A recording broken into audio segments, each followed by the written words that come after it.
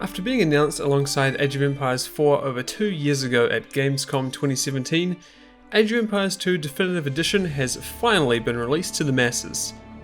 Promising to bring the 20-year-old classic back to the forefront of modern relevancy, it brings a massive visual overhaul, new campaigns and civilizations, and a few nice quality of life improvements to go with it. It also gets a Steam release with multiplayer functionality built in, making it as easy as ever to play with your friends. Oh, wait, hold on a second. This sounds a lot like the pitch for Age of Empires 2 HD Edition, doesn't it? That version of the game came out in 2013 if you recall, and I imagine it's already in most of your Steam libraries. So what does this new version bring really? Is it enough to justify you buying Age of Empires 2 for what's probably the third time? Or should you just let it go to the wayside and stick with what we've got already?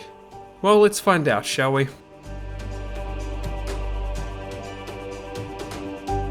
Undeniably, Age of Empires 2 Definitive Edition's most significant change is its graphics. So let's start there before we get into the finer details of the presentation. Everything from units to buildings to menus have been recreated in 4K. And I have to admit, I think the devs have done a pretty great job. The game looks really good. Buildings are crisp, units move and attack smoothly, and terrain has a lot of detail when compared to the original. If you remember, all three of those things I mentioned were issues I had with Age of Empires 1 Definitive, so I'm glad that these have been rectified for this game. In my opinion, the art style is exactly what I was hoping for. It retains the iconic look of the original and successfully brings it into the modern era with an impressive visual overhaul. Mostly. There's one part of the graphics I'm not a huge fan of, and that's some of the visual effects. For the most part, it does look great. Trebuchet impacts and explosions come to mind as some of my favourites. But personally, I'm really not a fan of the whole collapsing buildings thing. I don't know, maybe it's just me, but I feel like they're too repetitive and not smooth enough when compared to everything else. It's like they're animated at too low a frame rate or something. They just feel off. And the way the fire just disappears from buildings when they're destroyed, and how units can just run through them as they're falling apart. I don't know, it just doesn't really seem to be that coherent, especially when everything else is really smooth and flows great. And I know it's a small complaint, but when it's something so frequent as the destruction of buildings, it does stand out to me. Also, if you want to make the game actually look good, do yourself a favour and turn off all these effects in the options menu. You're welcome. Moving on, luckily the UI is in line with the majority of the visuals, in that it looks great. While I do feel the main menu has lost a bit of its charm since the original, the quality and execution overall is very well done. It scales beautifully on high resolution monitors, and the customization options allowing players to set it up just the way they like is a welcome feature. And I think customization is the key word here. There's so much you're able to change to make it the way you like. Tooltips, health bars, highlighting. If there's something in the UI you're not a fan of, you can probably change it, which is a big win for user experience. Another thing I'm a big fan of is the remastered soundtrack, which was actually one of my favourite things of the previous game's Definitive Edition as well. You've been hearing it throughout this video, and I mean, just listen to it. Like the art style, it keeps the heart of the original, and at the same time gives it a great new coat of paint.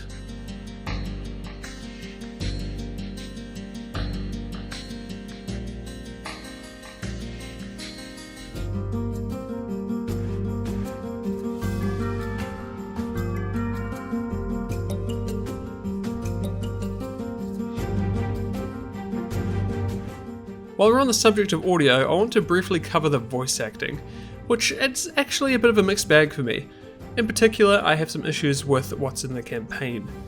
Generally speaking, I like the new voices, and there's a lot more variety when compared to the original. They sound more authentic, and less like someone's trying to force an accent they maybe don't really have.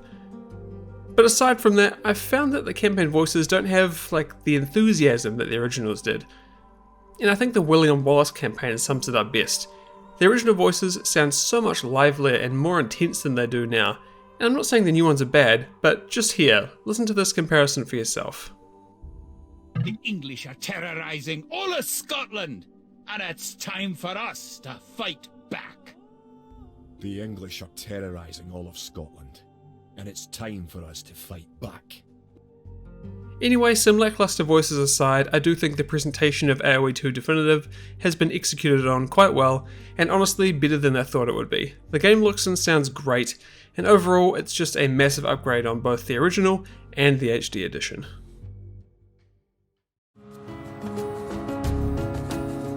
Like I covered beforehand, visually speaking, Age of Empires 2 Definitive keeps the heart and soul of the original intact, but the feeling of a game is derived from its gameplay as much as, if not more than, its outward looks. And I'm pleased to say that the Definitive Edition holds itself very close to the original, which honestly isn't really surprising at all considering that throughout its entire marketing tour, all that was talked about was new graphics and content. But despite that, it is reassuring to know that it plays as great as it always has, and most of the changes are thoughtful upgrades rather than needless alterations, like the UI updates, the ability to reseed farms automatically, and the addition of a spectator mode and extra tournament features. Though if you are hoping for any sort of sweeping adjustments or modifications, then you may be disappointed. You still gather resources, build cities, train armies, and just throw lumps of troops at each other until you've either overrun them or they've overrun you. And if you're not a fan of that loop, then don't think that the Definitive Edition is really going to change anything for you. I'd also like to mention that I'm definitely more of a casual player, so I can't speak to fine changes in balancing or similar concerns that more experienced and professional players may have.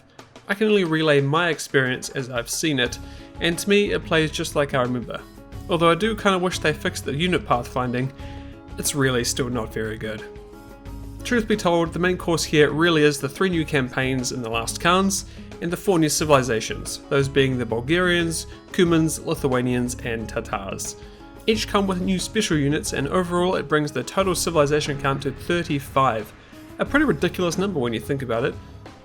Some of the new unique units are particularly cool, like a cavalry unit that when killed becomes a foot soldier, and the new campaigns are as good as I could expect.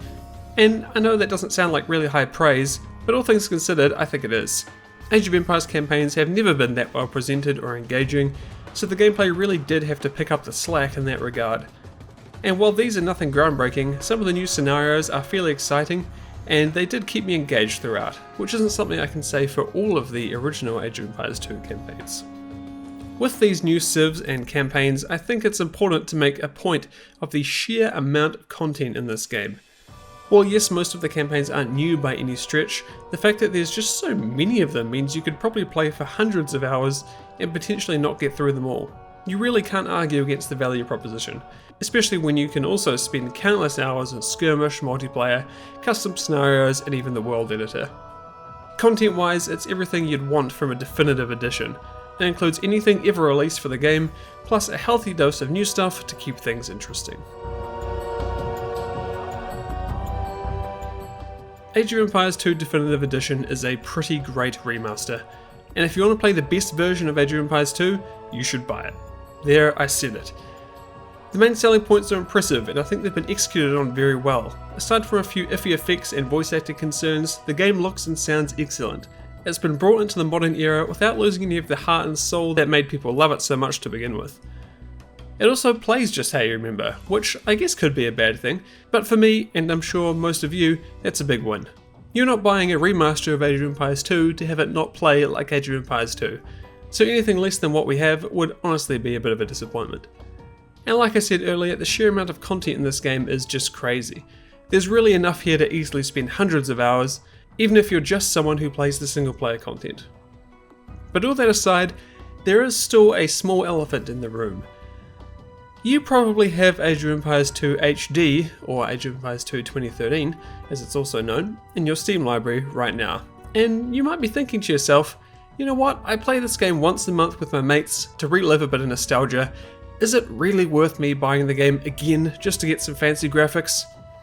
And honestly, for some of you the answer will probably be no. I spoke to some friends about this, and despite us playing the HD edition maybe once a month and enjoying it, they have no desire to buy Definitive. Because in the end, if you don't play the single player and you don't have a problem with the way the HD edition looks, then you're really just giving Microsoft $15 to play a game that you already own. So, I guess what I'm trying to say is that it's going to come down to you, the individual, whether you think it's worth the coin. All I can hope is that this video has helped you come to that conclusion, whether that be to buy the game or not. But for any of you out there who have somehow never played Age of Empires 2 and want to experience its best version, or for those who just want to get the best version and have played it for however many years of your life, then the Definitive Edition gets a solid thumbs up from me. And if you're interested in buying it, then you can grab it on Steam or the Microsoft Store. There are links below. Thanks everyone very much for watching. Are you enjoying Age of Empires 2 Definitive? I'd love to hear what you guys think in the comments below, so please let me know if you're a fan, or if you've got any concerns, or what you're liking about it. Also, I want to apologise for this video taking as long as it did.